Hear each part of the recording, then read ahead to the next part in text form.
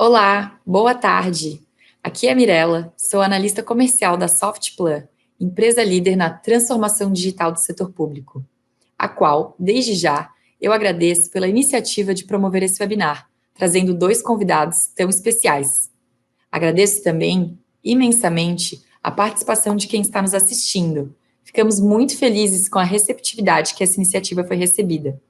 Nós, da Softplan, ficamos situados no Polo Tecnológico de Florianópolis, mas estamos contando com a participação de pessoas no país todo, desde a região sul a nordeste, de algumas prefeituras e outros órgãos. Aqui, vamos abordar uma temática muito importante na esfera pública, que é a gestão dos contratos de obras. Sabemos que fazer essa gestão é uma tarefa complexa e, por isso, convidamos André Mendes, auditor fiscal aposentado do Tribunal de Contas da União, o qual atuou por 5 anos como secretário de fiscalização de obras. Ele irá falar a respeito dos principais assuntos dessa temática, como sobrepreço, propostas, aditivo, principais tipos de superfaturamento, cuidados com medições e especificações e, por último, um dos pontos mais polêmicos, os aditivos acima do limite. Em seguida, nossa especialista no uso de tecnologias para a gestão de obras, Rose Moro, irá compartilhar com vocês como hoje as ferramentas inovadoras podem e muito facilitar o dia a dia de quem trabalha diretamente nessa área. Sintam-se à vontade para enviar as perguntas durante o webinar, que ao final os nossos convidados irão responder a elas pelo chat online. Agora, sem mais delongas, eu passo a palavra para o André Mendes, que fala diretamente de Brasília conosco. Obrigado, Mirella. Boa tarde a todos. Antes de mais nada, eu gostaria de agradecer à Softplan pelo convite para participar desse evento. É uma enorme satisfação estar aqui com vocês e ter a oportunidade de comentar alguma coisa a respeito dos principais problemas que nós temos na gestão de obras públicas. Antes de entrar no cerne do nosso tema, eu gostaria de abordar um ponto que é fundamental. É a questão da responsabilidade, da possível responsabilização dos agentes públicos que lidam com a gestão de obras públicas, seja o fiscal, seja um parecerista ou o gestor do contrato, todos aqueles que direto ou indiretamente lidam com a gestão de um contrato de obras públicas podem ser chamados a responder por algum ato, em algum momento, por um órgão de controle, por exemplo. O importante destacar é que o ônus da prova é de todos aqueles que lidam com recursos públicos. Então, por exemplo, um fiscal que atesta uma medição pode ser chamado a qualquer momento a demonstrar a regularidade, a adequação dessa medição, desse atestado que ele fez. Por isso, é importantíssimo para todo agente público ter em mente que cada ato seu deve estar extremamente fundamentado, deve estar o mais bem fundamentado possível. No caso de um parecer, por exemplo, apontar as leis, as normas, a jurisprudência que ele seguiu, os critérios que adotou. No caso de um orçamento, as fontes que ele utilizou, ou no caso de uma medição feita por um engenheiro fiscal, ele deve buscar comprovar por meio de fotografias, por meio de registro de aparelhos de medição, qualquer ferramenta que ele tenha, ele deve procurar deixar tudo isso comprovado, demonstrado, de forma que, se chamado no futuro a justificar aquela medição, ele tenha os elementos suficientes para isso. Bem, feita essa introdução, eu gostaria agora de mostrar para vocês quais são as principais irregularidades detectadas pelo TCU, pelo Tribunal de Contas da União, nas suas fiscalizações de obras. Para isso, nós vamos olhar um quadro, resumo, que foi feito no ano passado, quando da apresentação das Fiscobras pelo TCU. O Fiscobras é o nome do Programa Anual de Fiscalização de Obras realizado pelo TCU. E no ano passado foi feito um resumo dos 11 últimos anos, das principais irregularidades detectadas nos 11 últimos anos. Vamos dar uma olhadinha e ver o que a gente pode extrair desse quadro nesse slide que eu vou apontar agora.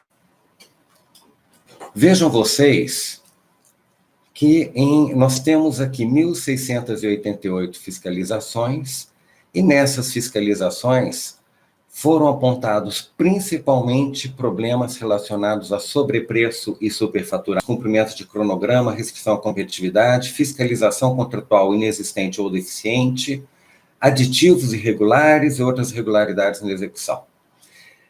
Então, vejam, senhores, das 8 principais irregularidades, a grande maioria está relacionada à questão da gestão do contrato, ou a questão da formação de preços, a questão do superfaturamento e do sobrepreço, ou a questão de gestão de contratos, a falha de composições, descumprimento de cronograma, fiscalização inadequada, insuficiente, aditivos irregulares, outras irregularidades na execução.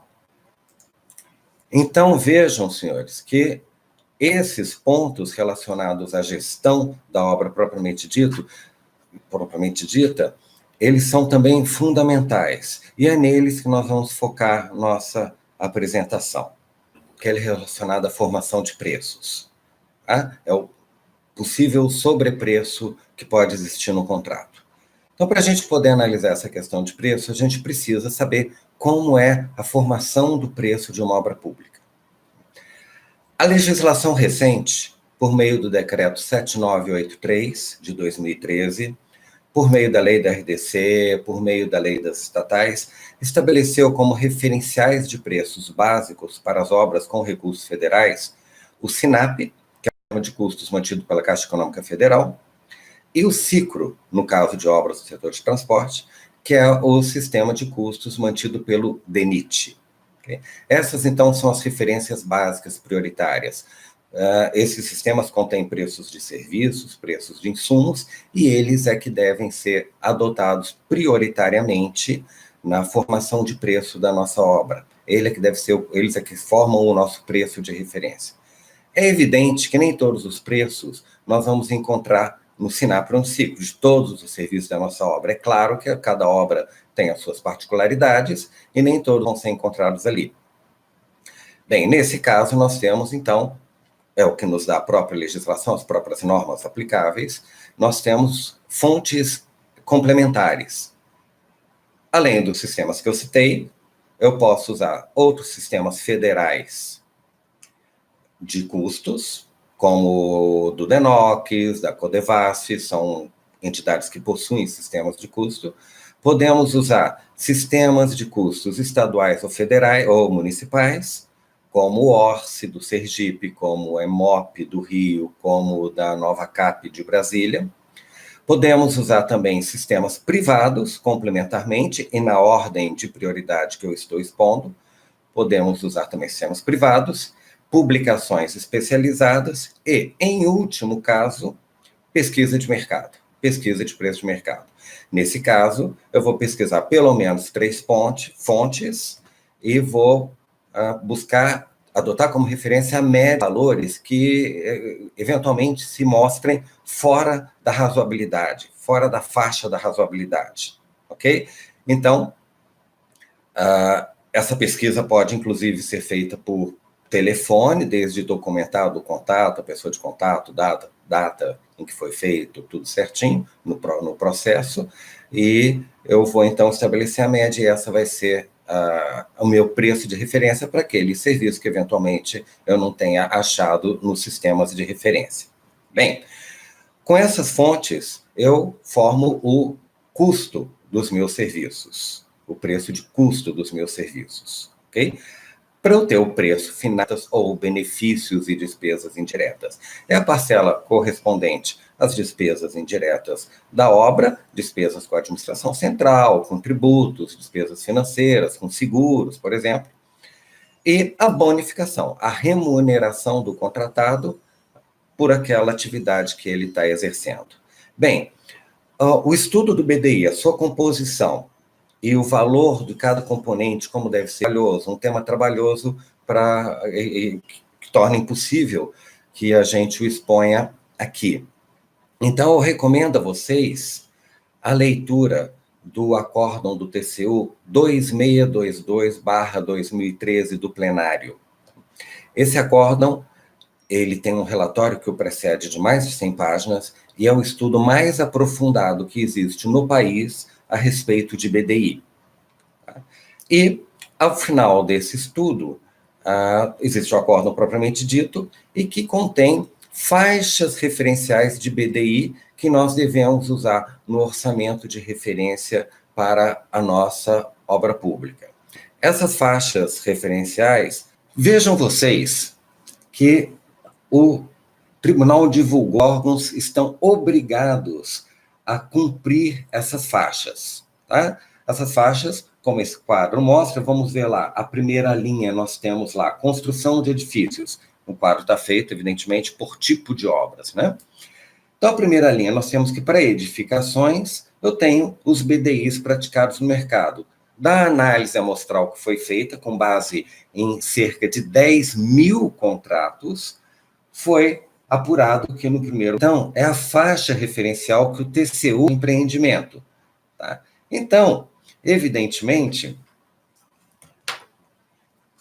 vejam vocês, não há obrigatoriedade de que o gestor se mantenha nessas faixas que nós acabamos de ver. Entretanto, o que nós sempre sugerimos nas nossas orientações, nos nossos cursos, inclusive no livro que nós publicamos, é que, na hipótese de ser necessária a adoção de um BDI fora dessa faixa, acima do que está apontado ali como terceiro quartil, isso deve estar muito bem justificado no processo de licitação, ok? Deve haver uma justificativa muito sólida no processo de licitação para que não seja apontado como esse ato como uma... Os sistemas de custo, especialmente o SINAP, que é o sistema prioritário, ele trata de custos de varejo. Ele trata de custos de varejo. Portanto, se eu tenho uma obra de maior porte, uma obra cujo valor já seja acima de 3, 4 milhões de reais, eu preciso ter em mente que eu posso ter economia de escala. Eu tenho ganhos de escala nessa obra graças ao seu tamanho. É óbvio que comprar uma lata de tinta não é a mesma coisa que comprar 300 latas de tinta. Eu tenho um poder de barganha, eu tenho um ganho ao negociar com o fornecedor, eu posso ter um ganho expressivo em função da quantidade que eu estou adquirindo. Okay? Então, isso faz parte da jurisprudência. A orientação para que, na hipótese de ser possível ganho de escala, eu devo considerá-lo, devo analisar essa possibilidade, devo fazer uma pesquisa de mercado para os insumos mais relevantes. E quais são os insumos mais relevantes? O que nós sugerimos é que serão aplicados naquela obra em ordem de representatividade financeira, em que vai ser gasto o maior volume financeiro e assim sucessivamente. Eu pego, por exemplo, os 10 primeiros, algo dessa ordem de grandeza, porque senão fica muito trabalhoso, algo como os 10 primeiros, e verifico no mercado, por meio de uma pesquisa telefônica, por exemplo, se para comprar aquela quantidade de ganho, se eu apurar que eu tenho esse ganho, aí eu vou registrar não o preço do SINAP no meu orçamento de referência, mas aquele preço que eu pesquisei, que vai lá, vamos dizer, vai ser 20% abaixo do SINAP. Esse preço eu vou adotar e vou justificar isso com uma simples observaçãozinha embaixo lá no meu processo de composição de custos. Foi adotado, nesse caso, um preço inferior, com base na pesquisa feita de tal forma, em razão do possível ganho de escala. Ok? Bem, pessoal, nesse tópico agora, nós vamos abordar os principais tipos de superfaturamento. Como vimos, esse é o principal problema, a irregularidade mais frequente observada nas auditorias do Tribunal de Contas da União. Então, vamos ver quais são os tipos mais comuns, os tipos possíveis de superfaturamento e o que a gente pode fazer para evitá-los, ok?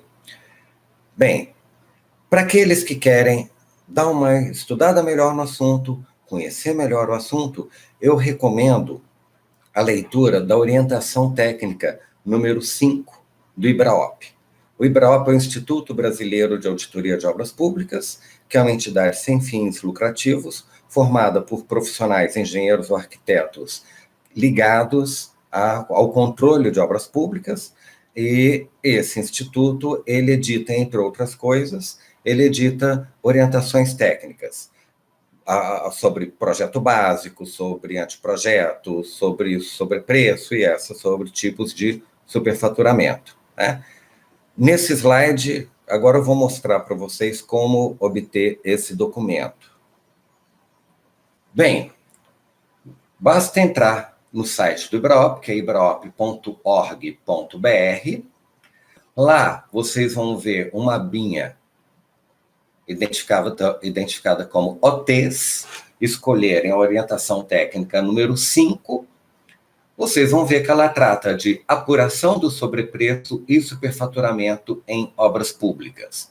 Aqui eu colei aqui no slide, só para vocês saberem, a primeira capa, né, a folha capa dessa orientação técnica, bem como o seu sumário. Então, aqui a gente tem aqui como calcular o superfaturamento, quais são os procedimentos para quantificação do superfaturamento. Então, a gente tem, para cada tipo de superfaturamento, nós temos... Então, essa orientação técnica pode ser uma ferramenta útil para aqueles que estejam com apuração. Primeiro tipo de superfaturamento é aquele decorrente do sobrepreço propriamente dito. E sobre a formação de preços, a gente já falou quais são as fontes, que ideia adotar, que análise eu devo fazer, a economia de escala, tal, falamos no tópico anterior. O segundo tipo, também comum, hoje nem tanto, mas era muito comum no passado recente, é aquele decorrente de jogo de planilha. Jogo de planilha significa, ao longo do contrato, o aumento de quantitativos de itens de serviços, cujos preços estão superavaliados, e redução ou extinção de itens de serviços, cujos preços estão subavaliados. Isso provoca um desequilíbrio do contrato em favor do contratado. Era muito comum isso no passado, hoje nem tanto, porque as normas recentes estabelecem que o desconto ao preço de referência da licitação, aquele desconto original obtido por ocasião da licitação, ele não pode ser reduzido ao longo da execução contratual. Essas normas foram criadas, isso está no Decreto 7983 de 2013, está na Lei do RDC, está na Lei das Estatais. Essas normas estabelecem que esse desconto deve ser aferido e elas foram criadas exatamente para coibir o jogo de planilha. Um outro tipo de superfaturamento que merece nossa atenção é o decorrente do jogo de cronograma. O jogo de cronograma consiste em superavaliar os valores dos itens da fase inicial da obra e subavaliar os valores dos itens finais da obra. Por exemplo, vejam que, mesmo num caso de uma proposta que tenha respeitado a exigência do edital, que é obrigatória por norma também, de que deve haver critérios de aceitabilidade de preços unitários, com a fixação de preços máximos para todos os itens. Mesmo, então, uma proposta que tenha cumprido essa exigência editalista de referência, mesmo num caso como esse, é possível praticar o jogo de cronograma. Como? Ora, se o contratado pode dar no preço global um desconto de 20%, ele pode muito bem, na sua formação de preços, dar um desconto zero nos serviços iniciais da obra, escavações, fundações, estrutura, e um desconto de 40%, por exemplo, na metade final da obra, nos itens relativos à parte final da obra. Revestimentos, forros, iluminação, ferragens, louça. Estão num risco muito grande de, na hipótese de haver uma rescisão contratual, no meio da execução desse contrato, e a administração for obrigada a contratar o remanescente da obra, aquele saldo contratual vai estar muito longe do volume de recursos necessário para concluir a obra propriamente dito, visto que a primeira metade da obra teria sido superfaturada. O percentual que vai ser pago e monta assim um cronograma de percentuais. Com isso, mitiga o risco de haver jogo de cronograma. Outro ponto que nós precisamos ter atenção, e esse sim ainda é comum observar hoje, é o superfaturamento decorrente de prorrogação de prazo. É comum vermos contratos serem prorrogados e automaticamente passarem a ser pagas despesas adicionais relativas à administração local e à manutenção do canteiro, por exemplo. Ora, se por acaso o atraso da obra, a prorrogação do contrato, portanto, tivesse sido provocada por culpa da contratada, não há nada que deva ser pago a título desses serviços que eu citei. Tá? Apenas no caso de uma prorrogação ocorrida por culpa da própria administração, da contratante, ou graças a um fator imprevisível, apenas nesse caso é cabível avaliar o que deve ser pago a mais a título, por exemplo, de administração local e de manutenção de canteiro. Outro fator importante, e que também ainda é comum de se ver atualmente, é o superfaturamento por alteração de metodologia executiva. O que significa isso? Significa do que aquela que foi prevista no orçamento base, no projeto básico e no orçamento base da licitação. Okay? Se ele cobrar por esse serviço um preço compatível àquela metodologia que foi prevista no orçamento base, porém, na hora da execução, executá-lo por uma metodologia mais produtiva, portanto mais barata, isso pode configurar superfaturamento. Por que eu disse pode? Porque nós temos que observar o seguinte aspecto. Se o que foi previsto no orçamento base é aquilo que é usual no mercado, aquilo que é comum no mercado, não há que se falar em superfaturamento. Nessa hipótese, o construtor teria utilizado equipamentos mais modernos, metodologias inovadoras, que fizeram ele ter um ganho de produtividade e que, portanto, é mérito dele e não há que se falar em superfaturamento. Apenas na hipótese serviço e o construtor cobrar um preço compatível com essa metodologia menos produtiva não usual e, porém, executá-la não uma metodologia mais produtiva, apenas nesse caso é que se configura o superfaturamento. Esse ainda é um assunto polêmico, a jurisprudência do TCU tem evoluído nesse sentido que eu acabo de expor, apenas nos últimos anos. Então, é uma jurisprudência que ainda está se consolidando, mas nós já temos várias deliberações nesse sentido. Os dois outros tipos de superfaturamento importantíssimos nos dias atuais são aqueles decorrentes de quantidade, o que significa medir e pagar um quantitativo de serviço superior àquele que foi efetivamente executado. E o superfaturamento decorrente de deficiência de qualidade, ou seja, executar serviços ou utilizar insumos de qualidade inferior à importância que eles têm. Vai ser o nosso próximo tópico. Pessoal, esse tópico agora nós vamos tratar especificamente do superfaturamento por quantidade e por qualidade. O superfaturamento por quantidade, por quantitativo, como eu disse, merece nossa especial atenção. Especialmente nas obras que envolvem grande movimento de terra, tá? Como as rodovias, como as barragens, como as adutoras, entre outras. Especialmente nesses casos, nós temos que ter uma atenção muito especial às medições.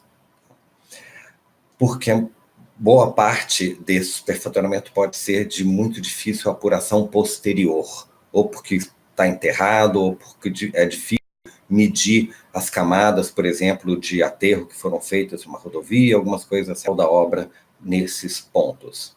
Tá? As medições devem ser, na medida do possível, especialmente documentadas, tá? Por meio de fotografias, por meio de registro de equipamentos, pelos meios que o fiscal dispuser, ele deve procurar documentar a sua medição. Porque ainda é um problema extremamente comum nas nossas. Haver uma fiscalização contratada, uma fiscalização feita por terceiros, né, uma empresa supervisora fazendo a fiscalização, sempre que possível, o fiscal designado, aquele que a lei manda, a lei 866, tá? Esse é um fator importantíssimo. Para vocês terem uma ideia prejuízo que isso pode dar à administração, eu gostaria de mostrar para vocês trechos de uma matéria que foi publicada na revista Perícia Federal, número 23, em 2006. Essa revista é editada pela Polícia Federal, evidentemente, com trabalhos da sua engenharia de perícia de engenharia. Tá? É um setor da Polícia Federal, composto, evidentemente, de engenheiros, técnicos, geólogos, que trabalham com perícia para a Polícia Federal. Eles fizeram um estudo, já há mais de 10 anos, eles fizeram um estudo em obras rodoviárias prontas. Foram a campo, retiraram diversas amostras, remediram diversos trechos de aterros, por exemplo, de pavimentação, e compararam o que eles apuraram em campo com aquilo que tinha sido medido e pago nesse contrato. Vamos ver nesse slide alguns trechinhos das conclusões que eles tiraram. Um primeiro trecho que eu selecionei, a gente lê: foram constatadas espessuras médias de base e subbase da ordem de 15 centímetros. Ocorre, no entanto, que as espessuras projetadas para essas camadas situam-se entre 21 e 23 centímetros para a base e 13 e 23 centímetros para a subbase. Mais adiante. Embora lá os projetos prevejam uma espessura mínima de 2,5 centímetros para o TSD, a capa asfáltica, né, tratamento superficial duplo, a espessura média verificada no local é de apenas 1,6 centímetros, quase 40% abaixo, portanto. Mais adiante, a gente encontra esse trecho. Enquanto os peritos comprovaram a execução de volume máximo de 1,9 milhão de metros cúbicos, a empresa executora recebeu por 4,8 milhões de metros cúbicos. Então, senhores, o que nós vemos aí? Foram medidos e pagos volumes de aterro até 150%, ou mais de 150%, superiores àqueles efetivamente executados. Foram pagas camadas de capa asfáltica, camadas de base, né, do pavimento, em espessuras foram executadas em espessuras até 30% inferiores, 35% inferiores, quase 40%, né, inferiores àquela que era projetada, e, no entanto, elas foram medidas e pagas como se tivessem sido feitas uma espessura, especialmente um superfaturamento de deficiência de qualidade. Que o problema não é ali no pavimento, é que essa redução de espessura vai me provocar uma perda de vida útil do meu pavimento, não de 35%, mas de 90% aproximadamente. Tá? Um trecho de rodovia projetado para resistir, para durar 10 anos, sem uma intervenção mais séria, sem ser refeito o seu pavimento, feito dessa forma, ele vai durar 1 ano. Daqui a 1 ano, eu já vou ter problemas sérios no momento feitos a menos. Pode ser um prejuízo de 30%. E é assim que essa é uma das formas da gente abordar a questão do superfaturamento por deficiência de qualidade, que é o nosso último ponto aqui dos tipos de superfaturamento que nós vamos abordar. O superfaturamento de qualidade pode ser praticado, aquele especificado. Por exemplo, um exemplo bem simples, uma fechadura, é especificada uma fechadura, e é orçada, portanto, uma fechadura de latão, e é usada na obra uma fechadura de Zamac. Aparentemente, elas são iguais, no entanto, a durabilidade de latão é muito superior à durabilidade daquela fechadura de Zamac. Então, num caso desse superfaturamento, eu posso apurá-lo, eu posso medi-lo, tanto pela diferença do valor do insumo, como pela perda de vida útil daquele serviço, daquele insumo, onde foi aplicado aquele insumo, ok? Bem, nosso último tópico vai tratar sobre os aditivos e o cuidado que a gente deve ter nos aditivos relacionados àqueles que têm impacto financeiro, impacto na planilha orçamentária, ok? Pessoal, nosso último tópico, então, vai abordar a questão dos aditivos. Preliminarmente, eu quero fazer 2 comentários. Primeiro, relembrar o que eu já comentei aqui, que eu tenho que ter cuidado para não haver perda do desconto original. Aquele desconto originalmente obtido lá na licitação, ele não pode ser reduzido ao longo do contrato, ok? O segundo ponto que eu preciso comentar é o tratamento especial que tem as empreitadas por preço global. A empreitada por preço global, no caso de empreitada por preço global, não é em qualquer aditivo, não é em qualquer alteração quantitativa, alteração não, desculpa, no caso de alteração quantitativa, sim, alteração pedida pela administração, sim, é sempre cabível aditivo. Mas no caso de ser detectada uma diferença de quantitativos executados em relação àqueles que foram orçados anualmente, aqueles que estavam previstos no orçamento base da licitação, não é sempre que vai ser feito um aditivo para pagar a mais ou para descontar essa diferença. Tá?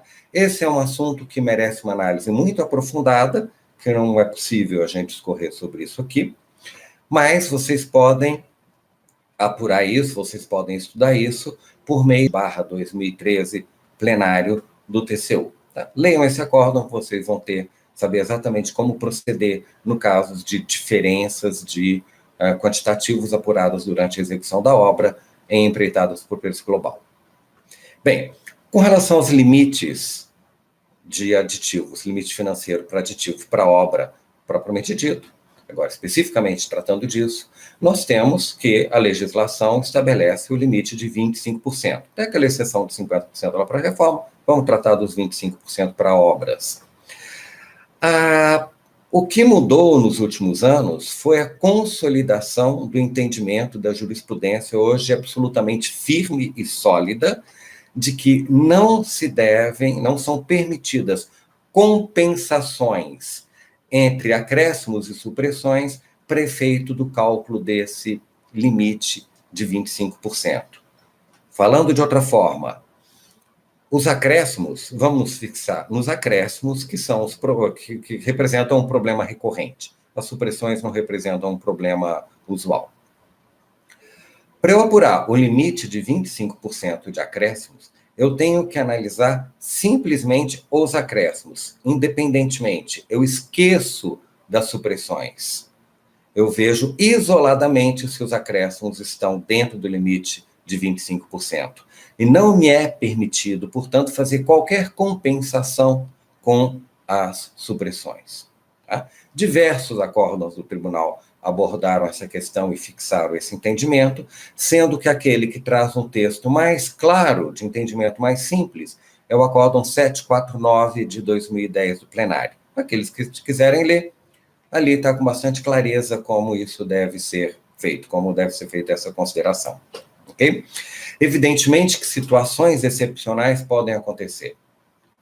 E no caso de situações excepcionais, o que eu devo seguir as orientações da decisão número 215 de 1999 do plenário do TCU. Nessa decisão estão elencados 5 requisitos que devem ocorrer simultaneamente para tornar justificável a extrapolação de 25% no caso de um aditivo. Ok? Bem, e o último ponto que eu gostaria de abordar, que também é um problema muito comum nos dias de hoje, é o aditivo feito em decorrência de reequilíbrio econômico-financeiro. Nós vemos com frequência serem concedidos aditivos a título de reequilíbrio sem que uma análise consistente seja feita. São aditivos concedidos indevidamente, que, portanto, configuram, sim, superfaturamento do contrato. Eu tenho que ter atenção especialmente a 3 fatores no caso da concessão de um aditivo. Bem, o primeiro desses fatores é verificar os requisitos, o cumprimento dos requisitos que estão lá no artigo 65 da Lei 8666, especialmente a imprevisibilidade. Deve estar muito claro que o motivo dessa alteração excepcional de um preço de um insumo, alguma coisa assim, era algo imprevisível por ocasião da licitação. O segundo aspecto é que não se pode avaliar e conceder reequilíbrio econômico-financeiro a partir da variação de 1 ou 2 insumos apenas. Tá? Mesmo que o contratado demonstre que um insumo teve uma alteração muito relevante, imprevisível e tal, obrigatoriamente, eu tenho que analisar o valor global do contrato. Eu tenho que fazer uma análise global do contrato. Tá? Porque, afinal, alguns outros itens podem ter tido decréscimos significativos que compensem esse acréscimo extraordinário que está sendo pleiteado e que acabem mantendo o equilíbrio do contrato.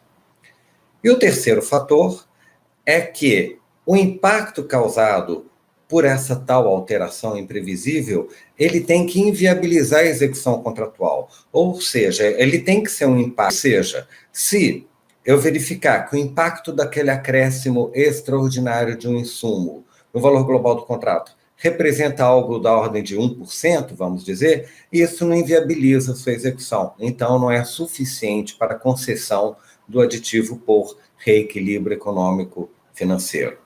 Ok? Bem, senhores, esses eram os pontos que eu quis destacar nesse prazo que nós tivemos aqui, nesse tempo que a gente pôde estar aqui com vocês. Agradeço muitíssimo a atenção e o acompanhamento de vocês a essa apresentação. Agradeço mais uma vez a Softplan pelo convite e estarei disponível após a apresentação seguinte no chat para eventuais dúvidas que vocês queiram apresentar, ok? Muito obrigado e até uma próxima oportunidade. Nossa, André, realmente, como é bom ter um especialista no assunto compartilhando um conteúdo que é tão técnico e tão específico de uma forma tão didática e ainda nesse tempo relativamente curto. Agradeço muito a tua apresentação. E vocês anotaram as dicas dele?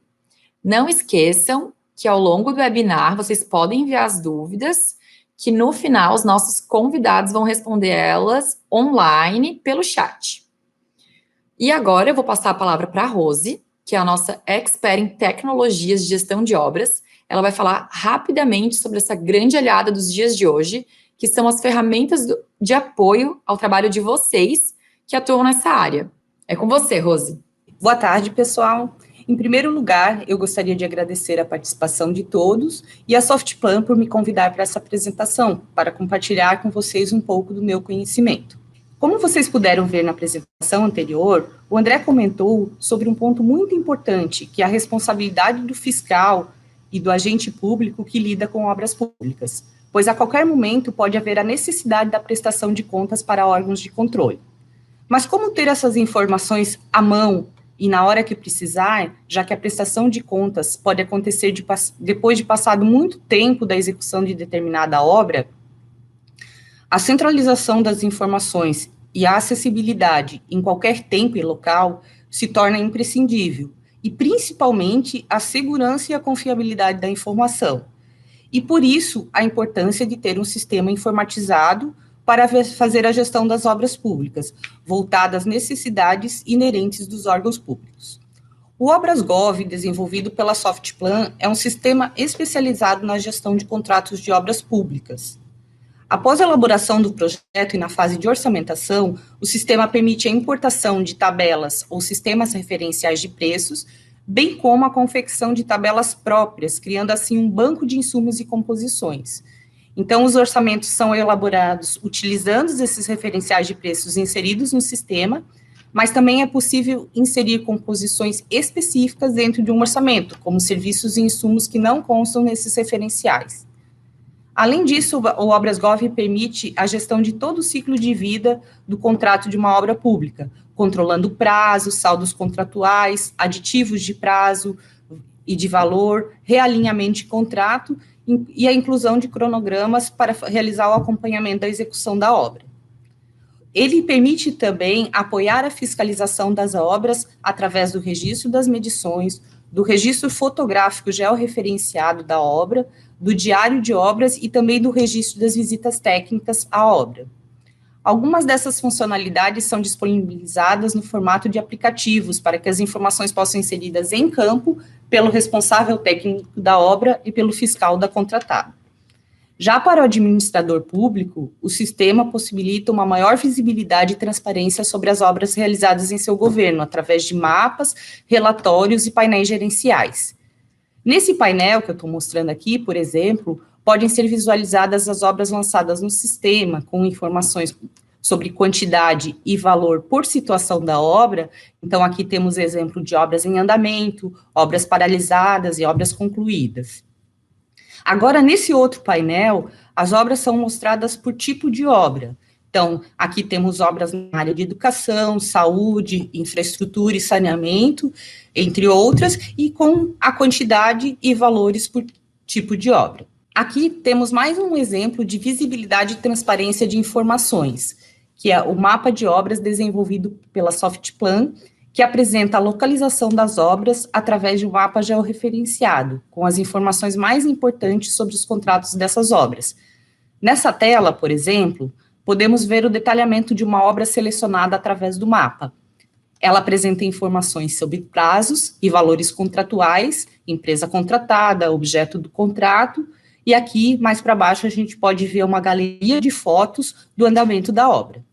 Esse mapa pode ser disponibilizado no site da instituição e divulgado para a sociedade. Tanto os painéis que eu mostrei quanto o mapa podem ser utilizados em tablets e celulares para que o gestor público possa acessar as informações em tempo real e a qualquer momento, como, por exemplo, na visita ou na inauguração de alguma obra. Bom, quando a gente fala sobre a principal irregularidade em obras públicas, que são os preços superfaturados, é fundamental para o agente público garantir que os orçamentos das obras tenham sido elaborados através das melhores práticas citadas na palestra do André. Então, através do Obras.gov, é possível realizar a importação das tabelas referenciais de preço de mercado, como SICRO, SINAP e ORCE. Então, caso não seja possível utilizar essas tabelas na elaboração de um orçamento, é possível registrar no sistema onde foram realizadas as pesquisas de preço, seja buscando nas fontes citadas na palestra anterior, como sistemas de custos federais, estaduais ou municipais, e também realizando cotações de preços de mercado. O mais importante nessa etapa é registrar as evidências de como se chegou ao custo dos insumos e serviços que serão utilizados no orçamento.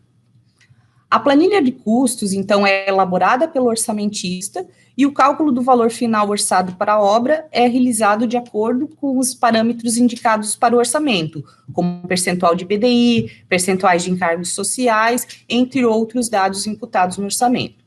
Tudo isso fica registrado no sistema para que as informações fiquem disponíveis, então, para a prestação de contas.